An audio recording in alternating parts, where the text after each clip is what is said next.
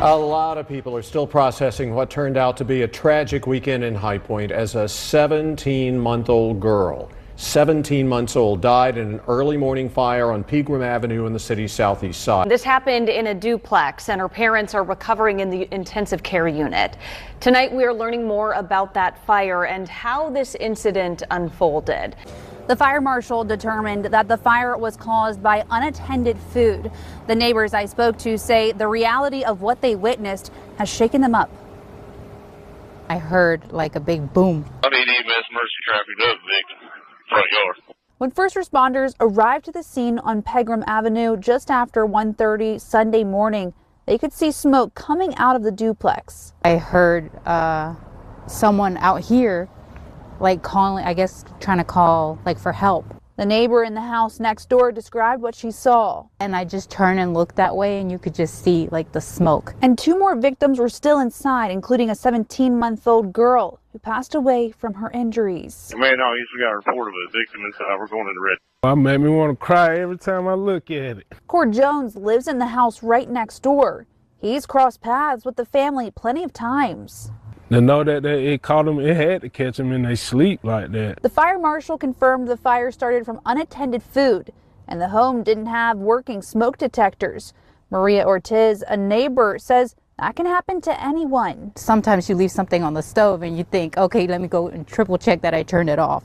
Now both Ortiz and Jones say when it hits this close to home, they immediately made sure their smoke detectors were working. My smoke alarm or the detector, it had went out a few months ago, and I'm like, I'll replace the battery, you know, and it just is something I never got to do. Like, I'm thinking I'm putting it off, but then something happens like this, and I'm like, no, I need to do that, because for little things, you know, you never know. Just thinking about it might seem tedious or whatever, but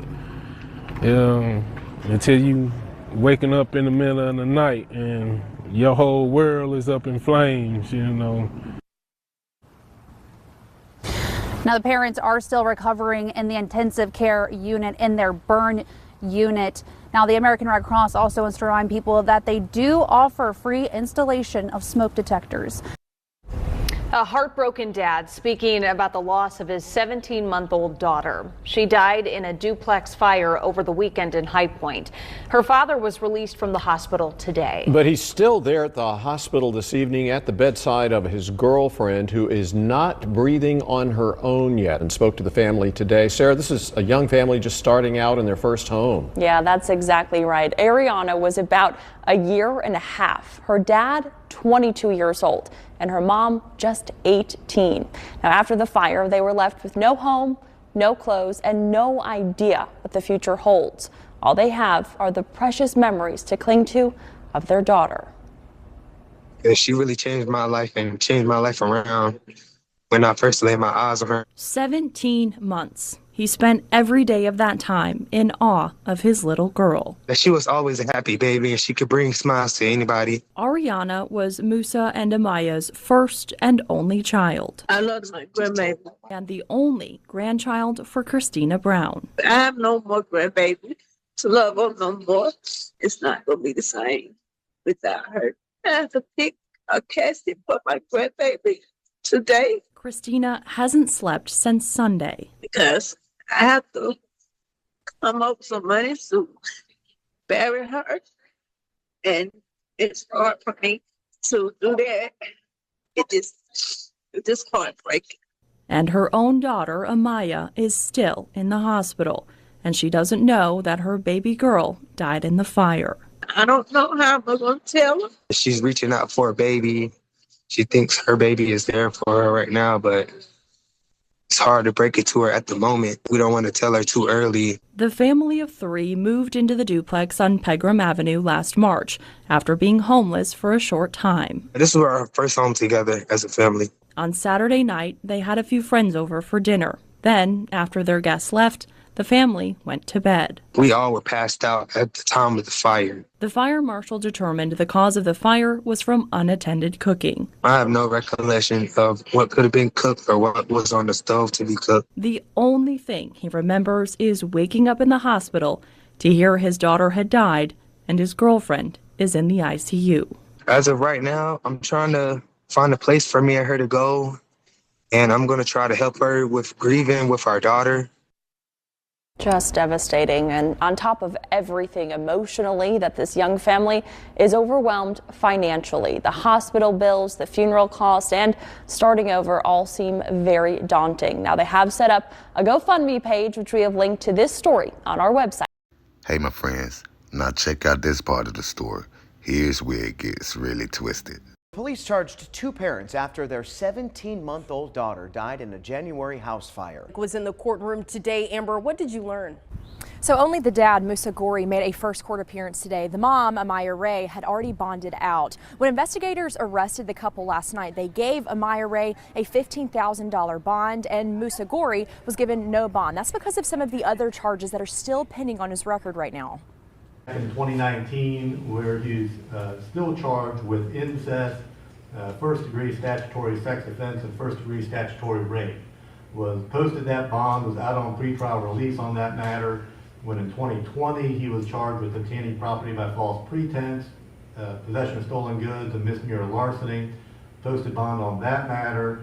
Then in 2021, he was, while on pretrial release, was charged with felony breaking and entering, felony larceny, felony possession of stolen goods, and another charge of obtaining property by false pretense.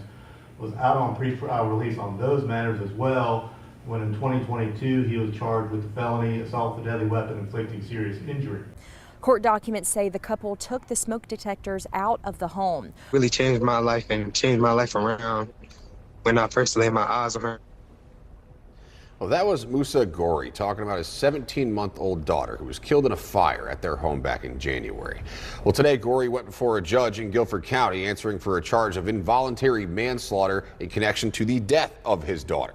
The child's mom, Amaya Ray, was also charged with involuntary manslaughter. Was in the courtroom today. Why were the two charged? Well, it all stemmed from negligence because the couple allegedly removed the smoke detectors from their home. However, when that was read in court today, you could see Musa Gori shaking his head no. I also spoke with Amaya's mom on the phone, who told me these two did nothing wrong. That smoke detector was broken when they moved in. Two young parents, a 22-year-old dad and an 18-year-old mom, still grieving the loss of their daughter when they're both charged with involuntary manslaughter. I would ask what the delay in the charge was. Ray is already out on a $15,000 bond, but Gori had to go before a judge because he already has 4 pending cases in Guilford County. What concerns the court, the DA's office about Mr. Gori and his bond is that he was out on pretrial release on 4 separate sets of cases, very serious sets of cases. In 2019, Gori was charged with rape and incest. In 2020, he was charged with larceny, possession of stolen goods, and obtaining property by false pretense. The next year, he was charged with felony breaking and entering and possession of stolen goods. And in 2022, he was charged with felony assault with a deadly weapon. So the fact that he was out on pretrial release on 4 separate sets of cases when he was charged with this offense, the state has some concern that if he gets back out, we see a pattern here that he's not going to stop committing criminal offenses. There was a break in this pattern for almost 3 years, right around the time when his daughter was born. The couple told me they moved into their first home together on Pegram Avenue in High Point about a year ago. Shortly afterwards, High Point police were called to their home for a domestic violence call where Gori is listed as the victim. Police were never called to the home again until the fire caused from unattended cooking, which Gori told me in January he didn't know about. We all were passed out at the time of the fire. I have no recollection of what could have been cooked or what was on the stove to be cooked. And today in court, Gori was given a $15,000 secured bond. I just checked a few minutes ago. As of this minute, he is still in the jail, but if he does get out, he is not to have any contact with Ray. Now, I spoke with Ray's mom on the phone earlier. She told me they do plan to fight these charges. Ray is due back in court next month. Gori is expected here in May. We want to send a very, very, very special RIP to this beautiful 17-month-old angel. I want to say, may peace be with this family. I'm talking grandmothers, aunts, and others, not these two derelicts. So, what do you guys think? Should this woman and this man be held accountable for removing those fire detectors? Or you just simply think that this young couple made a simple mistake that ended in a tragedy of the loss of their daughter? Should this guy have even been in a home with his young daughter anyway, given the charges that he was facing, which was some pretty crazy charges indeed? Hey man, drop y'all comments below. You know we value your opinion. What do you think about this monster right here? Should this alleged incest rapist and his family be shunned? Or should we ignore what he did and show him and his family support? Let me know. And once again, RIP to this beautiful, special baby. I'm your host, Gracious Marlowe. Till next time. Thank you for watching Prime Crime Network, your source for urban and suburban and around the world news. Hit the subscribe, like, and the notification bell